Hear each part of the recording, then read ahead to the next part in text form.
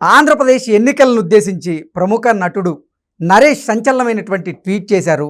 ఈసారి అధికార మార్పిడి జరిగే లోపు రక్తపాతం మెండుగా జరగబోతోంది అనేది నా నమ్మకం అంటూ కూడా ఆయన ఒక ట్వీట్ చేసినటువంటి నేపథ్యంలో ఈ ట్వీట్ ఇప్పుడు సర్వత్రా చర్చనీయాంశంగా మారింది. ఇక ఈ అంశానికి సంబంధించి మనతో మాట్లాడేందుకు ప్రముఖ సీనియర్ జర్నలిస్ట్ దుర్గాకుమార్ గారు మనతో ఉన్నారు. సార్తో మాట్లాడదాం. సార్ నమస్తే. సార్ నమస్కారం కృష్ణ గారు, వీక్షకులు కూడా. సార్, ఆంధ్రప్రదేశ్ రాజకీయాలను ఉద్దేశించి నటులు నరేష్ గారు సంచలనమైనటువంటి ట్వీట్ చేశారు. ఈసారి ఆంధ్రప్రదేశ్లో అధికార మార్పిడి జరిగే లోపు రక్తపాతం కూడా జరిగే అవకాశం ఉందనేది నా నమ్మకం అంటూ కూడా ఆయన ట్వీట్ చేయడం జరిగింది. ఏంటి సార్ ఆయన ట్వీట్ వెనక కారణం ఏమై ఉండొచ్చు? ఎందుకు ఆయన అటువంటి ట్వీట్ చేశారు అంటే ఏం చెప్తారు సార్? ఒక్క నరేష్ గారు కాదండి, ఆంధ్రప్రదేశ్లో ఉన్న 5 కోట్ల మంది ప్రజలు కూడా అదే నమ్మకంతో ఉన్నారు, అలాంటి భయంతో కూడా ఉన్నారు. తర్వాత ప్రతిపక్ష నాయకులు, వివిధ రాజకీయ పార్టీలకు చెందిన నాయకులు, ఒక్క అధికార పక్షం నాయకులు తప్ప మిగిలిన వాళ్ళందరికీ భయంగానే బతుకుతున్నారు. ఏ రోజు ఏమవుతుందో తెలియట్లేదు. ఎన్ని రాజకీయ హత్యలు జరుగుతాయో, ఎలాంటి కారణాలతో జరుగుతాయో, ఎంత దారుణంగా జరుగుతాయో కూడా ఎవరు అంచనా వేయలేకపోతున్నారు. అందుకు మచ్చుతునకే ఇవాళ 6 IPS ఆఫీసర్ల మీద కేంద్ర ఎన్నికల సంఘం వేటు వేసిందంటేనే వితిన్ అవర్స్లో వాళ్ళు మధ్యాహ్నం నోటు విడుదల చేశారు వీళ్ళ మీద చర్యలకి. సాయంత్రం 5 లోపల మీ అధికారాలని కింద అధికారికి అప్పచెప్పి పక్కకి వైదొలికి పొమ్మన్నారు. తర్వాత మళ్ళీ ఎన్నికలు అయ్యేరాక కూడా వీళ్ళకి ఏ విధమైనటువంటి బాధ్యతలు అప్పచెప్పొద్దని చెప్పారు.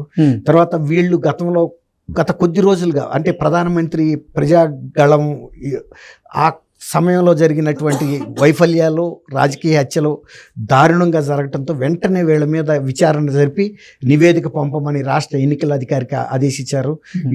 ఆయన పిలిపించి మాట్లాడాడు, నివేదిక పంపారు, వెంటనే చర్యలు తీసుకున్నారు. ఏమనుకున్నారంటే ప్రజలు కూడా ఏదో అడిగారే తప్ప ఇంత చర్య తీసుకుంటారని ఎవరు ఊహించలా. IPS అధికారులు కూడా తక్కువ అంచనా వేశారు, IAS అధికారులు కూడా తక్కువ అంచనా వేశారు. వచ్చి హోటల్లో రెండోసారి వచ్చి హెచ్చరించినప్పుడు కూడా వీళ్ళకి ఆనలా. ఇప్పుడు 3 జిల్లా కలెక్టర్ల మీద వేటు పడిందంటే చిన్న మాట కాదండి. ఇప్పుడు యువజన శ్రామిక రైతు కాంగ్రెస్ పార్టీ జగన్మోహన్ రెడ్డి గారు తండ్రి కూడా ఆయన టైంలో కూడా ఇలాంటి అక్రమాలు, ఎన్నికల అక్రమాలు కాదు, అవినీతికి సంబంధించిన అంశాలు అక్రమాల్లో ఇప్పుడు చీఫ్ సెక్రటరీగా పనిచేసిన శ్రీదేవి గారు కూడా జైలు పాలు అయ్యారు, అనేక మంది అయ్యారు. BP ఆచార్య లాంటి సీనియర్ అధికారులు.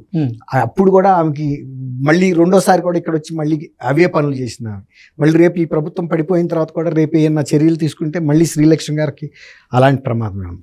శ్రీలక్ష్మి గారికి వదిలేయండి, ఇప్పుడు ఎన్నికల నిర్వహణలో వీళ్ళు ఇంత ఘోరమైన పరిస్థితిలో ఒకే రోజు 9 మంది అఖిల భారత సర్వీస్ ఉద్యోగులు ఆంధ్రప్రదేశ్ లాంటి చిన్న రాష్ట్రంలో సస్పెన్షన్ గురయ్యారంటే వీళ్ళు ప్రభుత్వానికి అడుగులకు మడుగులొత్తుతూ వాళ్ళు చేయమన్న అక్రమాలు, అన్యాయాలు, తర్వాత వాళ్ళు హత్యలు చేస్తుంటే కళ్ళు మూసు కూర్చుంటామని ఒప్పుకుని ఇవాళ వీళ్ళు బాధల్లోకి పడ్డారు. కాబట్టి ఇంత జరుగుతున్నప్పుడు ఆంధ్రప్రదేశ్ ప్రజలు ఎవరు ధైర్యంగా లేరు. కానీ ఇవాళ కేంద్ర ఎన్నికల సంఘం ఇంత నిర్దిష్టమైన ఆదేశాలు, ఇంత కఠినమైన చర్యలు తీసుకోబట్టి వాళ్ళ నమ్మకం కుదురుతుంది. ఈ ఎన్నికల్ని వీళ్ళు అధికార పక్షం రక్తపాతంతో చేయాలని చూస్తున్నా కూడా కేంద్రం కనుక 3వ కన్ను తెరిచిందంటే వీళ్ళు భస్మం అయిపోతారు. ఏ పోలింగ్ బూతుల దగ్గర రక్తపాతం వీళ్ళు చేయలేరు. మనం ప్రశాంతంగా స్వేచ్ఛగా వెళ్ళి మనం కోరుకున్న అభ్యర్థికి ఓటేసి రావచ్చు. ఇప్పుడు ఆయన కూడా ఏమన్నాడు, అధికార మార్పిడి జరగబోయే ముందు అన్నాడు. సార్ ఇంకోటి, ఇక్కడ అసలు ఆంధ్రప్రదేశ్లో అధికార మార్పిడి జరగబోతుందని నరేష్ గారు భావించారా? అందుకే ఇటువంటి కమెంట్స్ చేశారా అంటే ఏం చెప్తారు? నరేష్ గారు కూడా తెలుగువాడే కదండి, విజ్ఞత ఉన్నాడే కదా. ఒక సాధారణ పౌరుడు కూడా ఆంధ్రప్రదేశ్లో ఈ ప్రభుత్వం, ప్రస్తుత ప్రభుత్వం కొనసాగితే మన మనుగడ లేదు, ఆర్థికంగా లేదు, బిడ్డలకి ప్రయోజనం, బిడ్డలకి ఉపాధి దొరకదు, మన జీవితం దుర్భరం అవుతుంది, మన జీవితాలకు భద్రత లేదు. ఇలాంటి ప్రభుత్వాన్ని వాళ్ళకి సొంత కుటుంబ సభ్యులనే వాళ్ళు చంపేసి వచ్చిన వాళ్ళు మనని ఎందుకు చూస్తారు? ఆ భావన మామూలు ఒక సాధారణ పౌరుడికే వచ్చినప్పుడు నరేష్ లాంటి హైదరాబాద్లో ఉండి అన్ని వేల కోట్లకి అధిపతి అయ్యి విజయ నిర్మల లాంటి ఒక మహిళా దర్శకురాలు, ప్రపంచ ఖ్యాతి పొందిన దర్శకురాల కొడుకు, ఆయనకి అంత తెలియకుండా ఎట్లా ఉంటాయండి? రోజు తెల్లారు లేస్తే మీడియాలో అన్ని జరుగుతున్నాయి, అన్ని వస్తున్నాయి కదా. ఇన్ని హత్యలు జరుగుతుంటే ఎస్పీలుగా ఉండి దందన్మని వెళ్ళిపోవాలండి, జరిగిన ప్రదేశానికి వెళ్ళి మార్చింగ్ చేయించాలి. ఎవడైతే హత్యలు చేస్తున్నాడో, ఇలాంటి రాజకీయ హత్యలు, పార్టీ ఎవడన్నా కానీ తీసుకొచ్చి జైల్లో పారేయాలి, కోర్టు ప్రొసీడింగ్స్ మొదలెట్టించాలి. అది లేకపోబట్టే కదా ఎవరిని చంపినా మనం అధికారంలో ఉన్నాం కాబట్టి చెల్లిపోద్దని సుధాకర్ గారిని పోలీసులు ఎంత వేధించి అంటాడు చంపారండి. పోలీసులు చేయటం ఏంటి ఇలాంటి పనులు? ఆయన గవర్నమెంట్ ఉద్యోగి కాదా? అంటే ప్రతి సాధారణ పౌరుడికి ఉన్న భావనే నరేష్ గారికి ఉంది. వాళ్ళు కూడా కోరుకుంటున్నారు, వాళ్ళేగా నిర్ణయించాల్సింది. ఓటు వేయాల్సింది సామాన్య ప్రజలు. వాళ్ళు ఇట్లాంటి ప్రజా వ్యతిరేకమైన కార్యక్రమాలు చేస్తున్న ప్రభుత్వానికి ఎందుకు ఓటేస్తారని? వాళ్ళ బిడ్డలను వాళ్ళు చంపుకుంటారా? వాళ్ళ బిడ్డలకు ఉద్యోగం భవిష్యత్తు లేకుండా వాళ్ళు చేసుకుంటారా? రాష్ట్ర భవిష్యత్తు లేకుండా చేసుకుంటారా? భవిష్యత్తు లేని రాష్ట్రంలో వాళ్ళు ఎలా బతుకుతారు? జీవనోపాధి చాలా మంది ఈ ప్రభుత్వం కనుక వస్తే మేము రాష్ట్రం విడిచిపోవాల్సిందేనే. జీవనోపాధి కోసం ఎంతమంది వెళ్తారా? రోడ్డు ప్రమాదాల్లో చనిపోలేదు. ఇవాళ బెంగళూరు, హైదరాబాద్, చెన్నైలో తెలుగు వాళ్ళు ఎంతమంది చిన్న చిన్న పనులు చేసుకుని బతకట్లేదు పొట్ట నింపుకోవడానికి? ఏ ఉపాధి లేకే కదా. గతంలో హాయిగా అక్కడ బతికారు వాళ్ళు, కానీ ఇవాళ అక్కడ ఏ ఉపాధి లేదు. వెళ్ళిపోవాల్సిందే. పుట్టిన ప్రతి బిడ్డ ఆంధ్రప్రదేశ్ నుంచి బయటకు వెళ్తే బతుకుతాడు, అక్కడ ఉన్నాడో వాడు అయిపోయినట్టే. ఊళ్ళల్లో ఇసుక రాక పనులు దొరక్క లేడీస్ ఎంతమంది వాళ్ళ సోషల్ మీడియాలో వచ్చి చెబుతున్నారండి, ఇసుక దొరక్క మా భర్త ఇంట్లో పడుకుంటున్నాడు, ఏమీ పని లేదు, కుటుంబం సాగట్లేదని చెప్పి కన్నీళ్ళు పెట్టుకోవట్లేదా? అలాంటప్పుడు ప్రతి సాధారణ ఓటర్ కూడా ఈ మార్పు కోరుకుంటున్నాడు వాళ్ళ భవిష్యత్తు కోసం.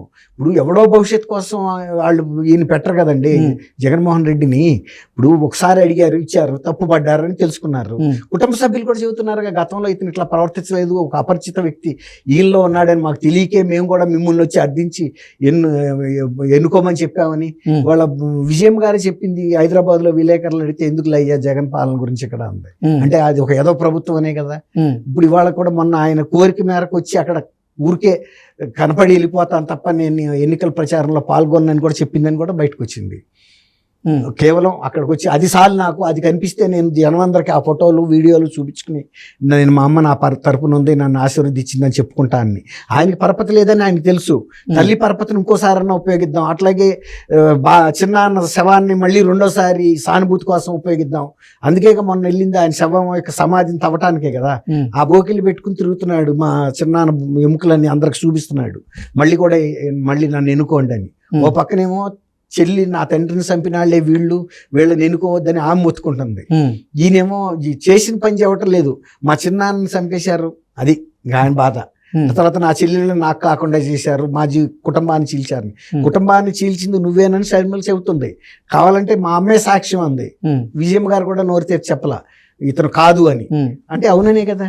అట్లా రాష్ట్రంలో ఆయన కాదు, ఎవరో నరేషే కాదు, ఆంధ్రప్రదేశ్లో మీరు ఏ మూల ఎవరికి వెళ్ళి అడిగినా ఎవరో కొంతమంది ఆయన పార్టీ తరఫున కరుడు కట్టిన వ్యక్తులు తప్ప సాధారణ ఓటర్ ఎవడో కూడా ఈయన పరిపాలన కానీ, ఈయన వైఖరిని కానీ, ఈయన అవలంబిస్తున్న విధానాలను కానీ, ప్రత్యర్థుల మీద దాడులు చేసి సంపమని చేస్తున్న ప్రోత్సాహాన్ని కానీ, తర్వాత పోలీసులు మేనేజ్ చేసి మీరు కేసులు కట్టొద్దని చేస్తున్న, తర్వాత ఈ వ్యవస్థలన్నింటినీ నిర్వీర్యం చేసి తన స్వార్థం కోసం ఐఏఎస్ ఆఫీసర్లను ఆయన పాదాల కింద పెట్టుకునే తీరును కానీ ఎవరు కూడా హర్షించలేదండి. ఇప్పుడు డీజీపీ కూడా ఏం మాట్లాడలేని పరిస్థితి. ఇంతమంది పోలీస్ అధికారుల మీద తీసుకున్నప్పుడు డీజీపీ బాధ్యుడు కాకుండా ఎలా పోతాడు? 6 మంది ఐజీని కూడా ఒక ఆయన్ని తీస్తారు కదా గుంటూరులో. మరి ఈ వ్యవస్థను నడపలేకపోయినా మెయిన్ ఇప్పుడు ఏదైనా ప్రమాదం జరిగితే విమాన పైలట్ కెప్టెన్ కూడా బాధ్యుడే కదండి. మరి ఆయన కూడా చర్య తీసుకోవాలి కదా ఆయన మీద కూడా. మరి తర్వాత కాలంలో ఇవన్నీ కూడా బయటకు వస్తాయి, ఎవరెవరు ఎంత ఫెయిల్యూర్ అయ్యారు, ఎట్లా అయ్యారు, ఇవన్నీ కూడా. కాబట్టి నరేష్ గారి అంచనా కరెక్టే. Okay sir, thank you so much. Krishna గారు, మన వీక్షకులు కూడా నమస్కారం.